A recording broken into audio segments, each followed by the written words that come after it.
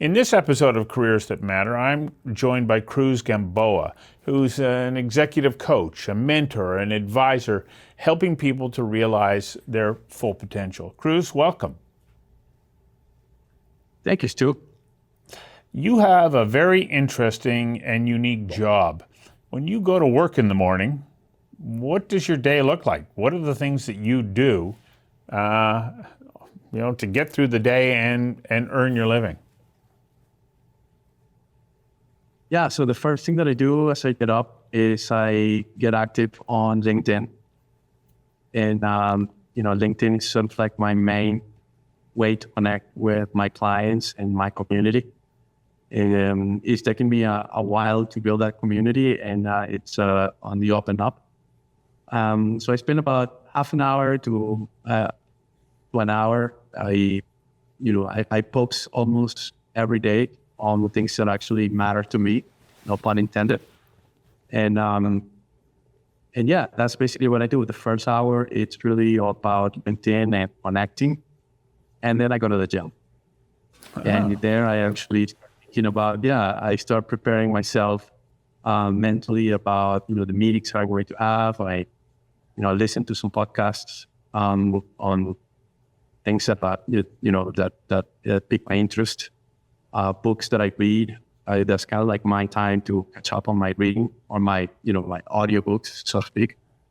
And so that's basically my first hour. And then like around 9:30 is when I start having meetings with clients, and all the way till the end of the afternoon, 5-6 p.m. How many meetings would you have in a typical day?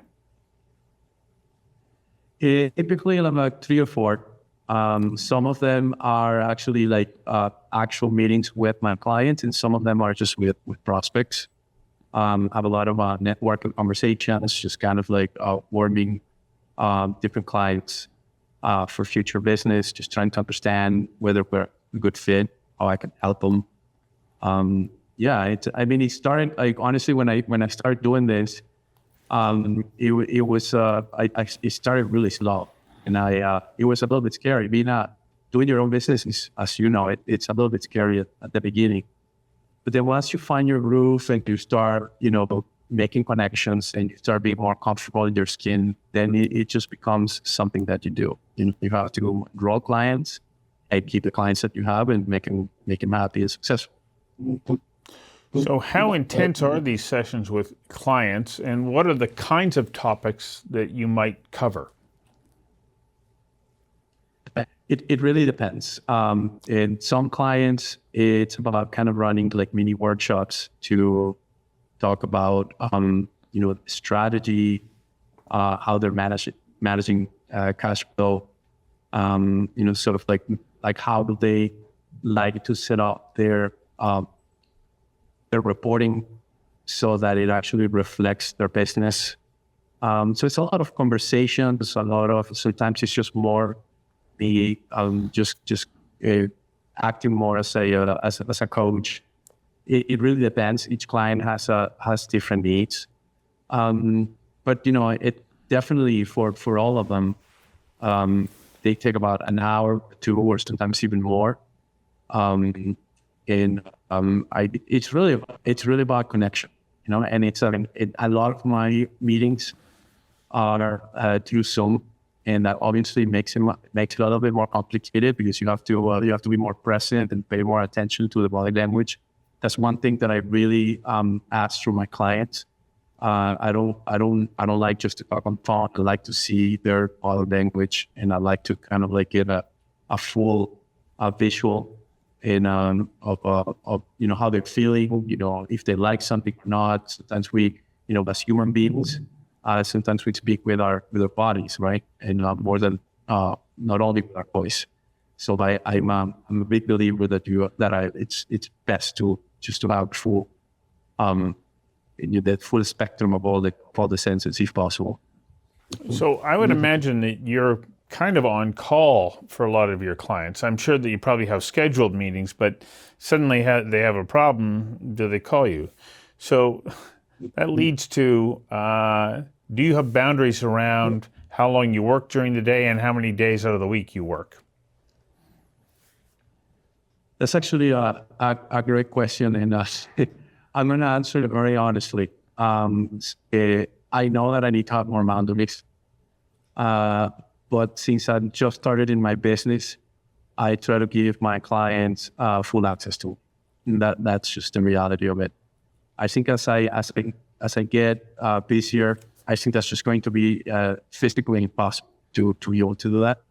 And I'm going to have to, just set more boundaries. But since I just started in this journey, say about 6 months ago, really, I just want to serve my clients with, 100% and give them as much access and as much. I just want to keep them happy, so to speak. So, I occasionally get asked by people, okay, I'm thinking of starting my own business. What do I need to know? Well, number one, you have to know that you're going to work harder than you ever thought was humanly possible. And then you're going to work harder than that for longer than you thought was possible. It's so much the way. Let's talk about how you got to now, though. Because for you to be able to do the work that you do, you have to bring a level of credibility with you. So where did you go to your secondary school education? Where were you when you graduated, and where then did you go to for post-secondary? Okay. So I went to the University of Texas at Austin, and I graduated with a bachelor's degree in economics. And I always like numbers. I love the topic of economics. I read a lot about it when I was in high school. It's something that always piqued my interest. From then, I actually ended up getting a job as a financial planning and analysis manager at a company called Unilever, which is basically the competition for Procter & Gamble. So from then, I actually ended up getting to a General Electric, where I actually made my career for over 20 years as a finance trainee. And that was really a kind of a pivotal moment for me, because I realized I really love finance. Because when I was doing planning, it was great. But, through the training that I got at GE, I just realized there was so much more to it. And, I did as I said, a 20-year career, started in, regular finance. I did finance manager, business development, FP&A.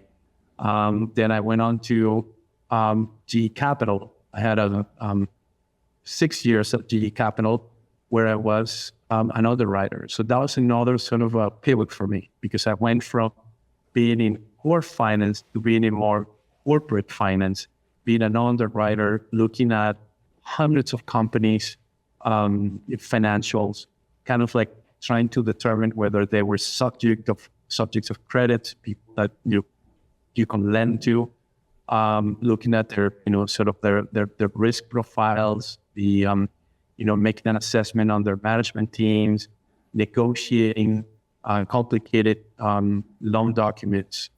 It was just completely different, but it was just very formative for me. And because of that skill set, I was asked, this is still within General Electric, I was asked to become a capital markets leader for the Latin America region. And basically my responsibility was to secure capital for GE customers who needed financing to buy GE products. And that was actually more, to be honest, I was actually kind of a mix between a finance and a sales job. Because I was out there with clients, kind of like helping them in a way. Because we were kind of like putting together the packages for them, structuring deals for them, so that they could get financing. So that was actually super, super interesting as well. And it gave me a lot of visibility to many of the GE industrial businesses. And this is where I ended up getting connected with the team, the gas power business, where I basically stayed for 11 years. Initially, I was supporting them in the finance capacity as CFO. Then I went to be a business development leader, a sales leader. And throughout all of that, I was responsible for, not only for the commercial aspects of it, but also for the strategic aspects of this business. So that's where I ended up cementing all of that background that I have gained over my many years at GE Capital. And prior to that, just being in the industrial side of the business as a finance leader, that kind of like brought it all together for me. And that's basically where, I did like 22 years at GE, and it was one of the greatest companies that I know. It's interesting now to see that it is more than one company. It's like, four actually. Yes. Counting the oil and gas, about four. So I did a whole career there, and I could be more thankful for all the skills that I picked up when I was there. So for a young person who might be looking at you going, wow, you had an amazing career, and what you're doing now is really interesting. I want to be you. What would you tell them is an important attribute that they have to have in order to be able to follow a similar career path like yours? So let me make sure that I understand that question. But are you talking about from my corporate experience or my post-corporate experience? Well, you kept growing along the way in your career, and you took on new responsibilities that at times I'm sure you went, okay, I'll figure this out. Some people wouldn't take that risk because there's always the risk of failure. So what was it about you that you said, I will keep taking on new responsibilities and I'll risk it? And in doing so, you were able to realize success. What in you drove you to be able to do those things? If I actually look back to all of those times where I took new assignments, new roles, more responsibility, to be honest, many a time, so I didn't feel like I was ready for the next job. I just felt that was something that I needed to do in order to grow. I never felt that it was okay to stay in one job for more than 3 years, and it was not necessarily something that I believed, but it was actually part of the culture. Back then, the GE culture was that you need to stay in the job 2 or 3 years and then move on to the next thing. That was just basically what everybody did.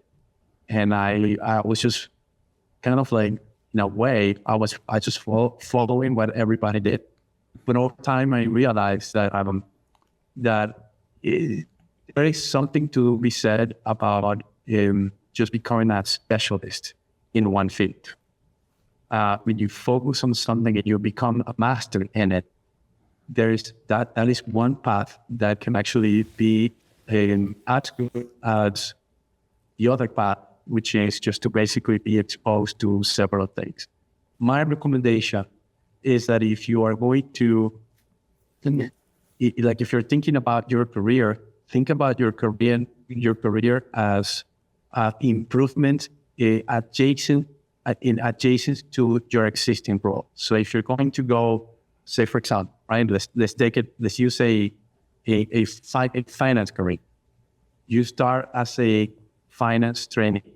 From a finance trainee, you go from finance manager. Okay, so that's a step up. From finance manager, then you go to CFO, and then CFO of another division, and then CFO of another division, and so forth. So that's a way to actually, grow within the same line of business. And I think that's actually very healthy. There comes a point where you master it, right? And then at that point, you have the flexibility to say, well, look, I am a great finance person. I can just stay in my craft and continue to do this, or I can actually be exposed to other things. And that's kind of what I did, in a way. I always thought of myself as a weirdo in the sense that I love finance, but I also love sales, and I love talking to customers. And so I felt that it was important for me, and I wasn't really clear as to why, but it was just something that I felt that it was important to me to actually just going to be exposed to different things in my career, such as, being a business development, being a sales director, which, by the way, had nothing to do necessarily with finance, but in a way also it had everything to do with being in finance, because my finance background made me a more effective sales leader of the product that I was actually selling, which was selling power plants. A power plant sale, for example, it's a very technical sale that in order to be able to be successful at selling a power plant, you have to be able to quantify the benefits using financial models to be able to negotiate with the clients and to be able to articulate the value that your power plant is bringing versus, your competition. Yeah. So see how that, I think, kind of like everything fits at the end of the day. Everything just kind of like comes together somehow. Yeah. So that's how. Well, thank you for giving us a glimpse into your current work and career and the career path that brought you to where you are now. I appreciate you sharing this time with us.